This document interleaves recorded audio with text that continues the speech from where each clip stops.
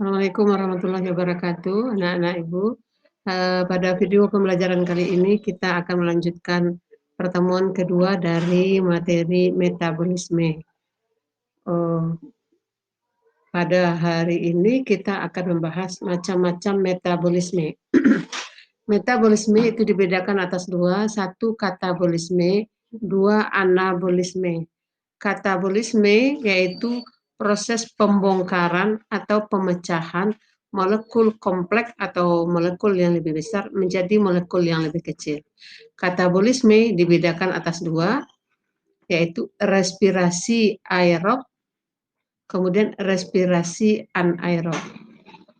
Yang kedua yaitu anabolisme, lawan dari katabolisme, yaitu pembentukan atau penyusunan molekul atau sintesis molekul sederhana menjadi molekul kompleks yang membutuhkan energi cahaya.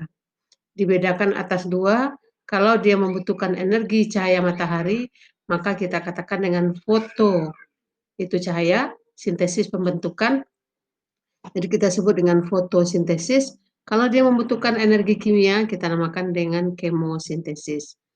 Maka untuk pertemuan kita kali ini yang akan kita bahas yang ini saja, yaitu respirasi aerobnya saja.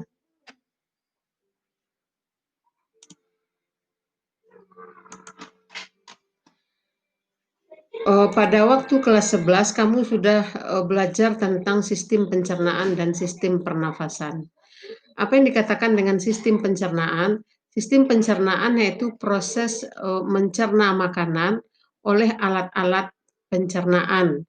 Mulai makanan itu masuk ke mulut, kemudian ke kerongkongan, ke lambung, kemudian sampai di usus halus.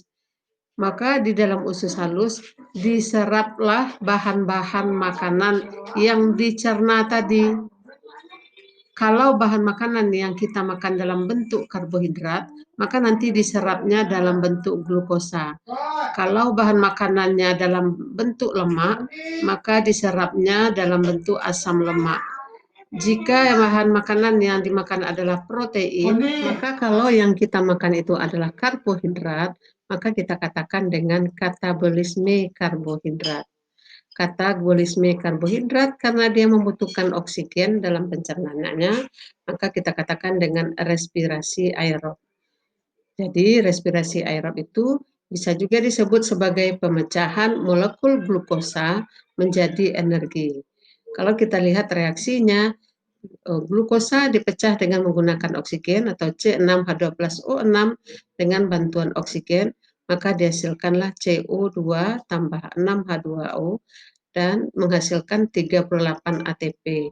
Jadi proses respirasi aerob atau pernafasan kita itu adalah memecahkan makanan yang kita makan. Tujuan utamanya apa? Tujuan utamanya adalah untuk menghasilkan energi ini. Jadi kamu kalau makan bukan sekedar hanya kenyang yang kita harapkan, tetapi adalah penghasilan energi yang 38 ATP ini. Maka respirasi aerob itu dibedakan atas 4 tahap. 1 glikolisis, 2 dekarboksilasi oksidatif asam pirufat, 3 siklus Krebs, 4 transport elektron. Karena mari kita lihat satu persatu. Yang pertama glikolisis. Glikolisis berasal dari kata gliko dan lisis. Gliko itu glukosa, lisis itu pemecahan. Jadi glikolisis pemecahan glukosa menjadi asam pirufat yang terjadi di sitoplasma. Jadi kalau kita lihat ini glukosa dengan 6 atom C-nya ini 1, 2, 3, 4, 5, 6 ini glukosa. Kemudian dirubah menjadi glukosa 6 fosfat. Kemudian glukosa 6 fosfat dirubah menjadi fruktosa 6 fosfat. Kemudian dibutuhkan 1 ATP, jadi ini ada adenosin trifosfat atau ATP menjadi ADP, maka berubahlah fruktosa 6 fosfat ini menjadi fruktosa 1,6 bifosfat. Nah, inilah yang nanti dipecah. Ini yang atom C-nya 6, maka dipecah menjadi atom 3C. Ini 3 ke sini 3. Apa saja? Maka ini kita katakan dengan fosfoglyceraldehid. Fosfogliseraldehid dirubah menjadi 1,3-fosfobifosfogliserat. 1,3-bifosfogliserat. Kemudian ini dengan bantuan NAD menyerap ion H, maka dirubahlah NAD menjadi NADH. Kemudian 1,3-bifosfogliserat dirubah menjadi 3-fosfogliserat.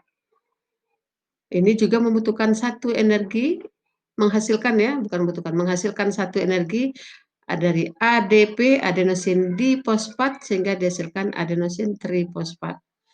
3-fosfogliserat dirubah lagi menjadi 2-fosfogliserat.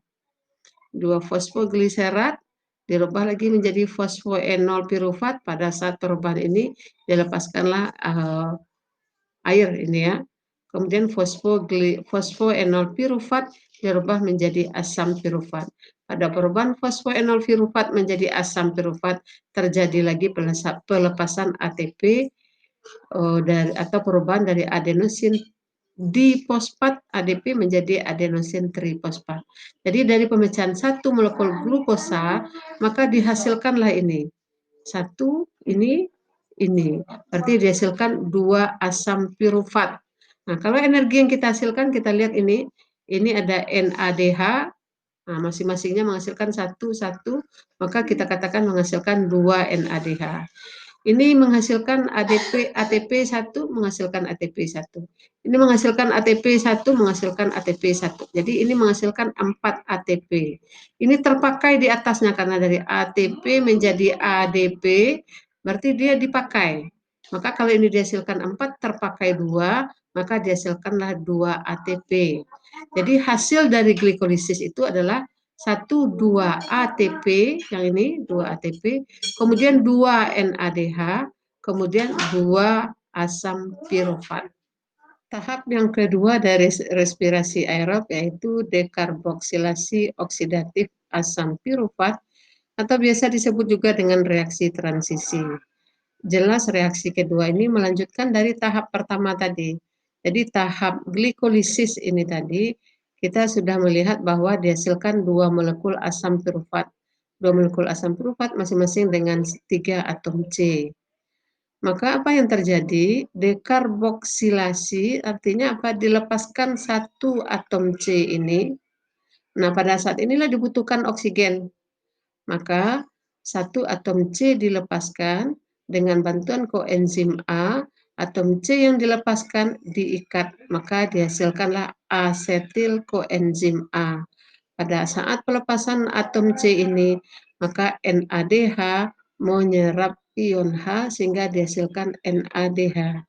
Yang perlu kamu ingat, karena tadi adalah hasil dari glikolisis 2 asam pirufat, maka ini adalah untuk 1 asam pirufat.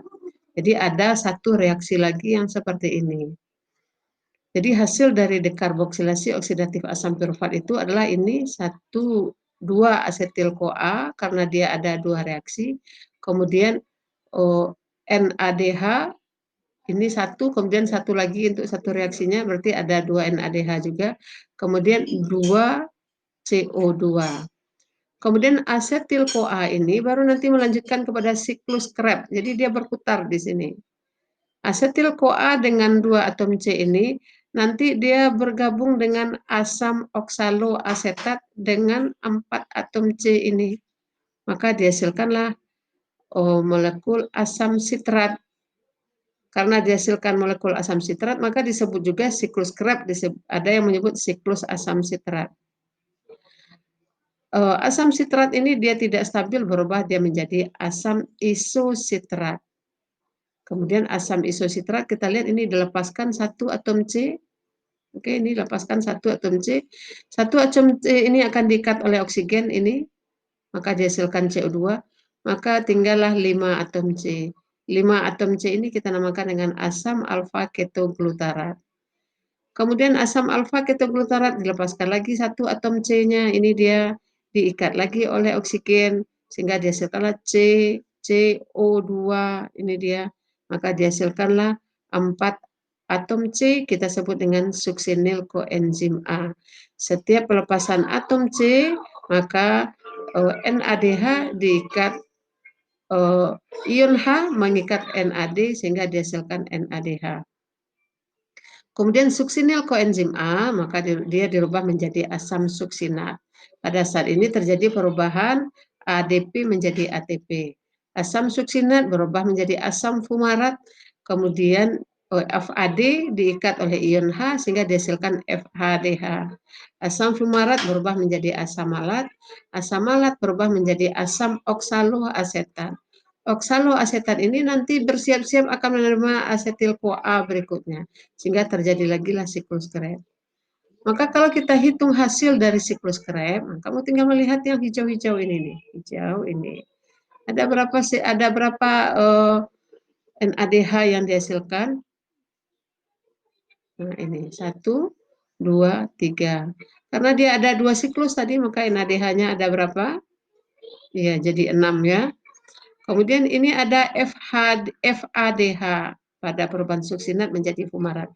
Ini cuma 1 saja, tapi karena ada dia 1 lagi asam piruvatnya, maka kita kalikan juga jadi 2, jadi 2 FADH. Kemudian ADP 1 lagi ini dirubah menjadi ATP. Jadi hasil-hasil dari siklus Krebs itu ada apa saja? Ini ya, 6 NADH, 2 FADH, 2 ATP, kemudian CO2-nya ini 1, ini 1. Karena ada 2 reaksi, maka menjadi 4 CO2. Nah, ini untuk reaksi tahap kedua dan reaksi tahap ketiga.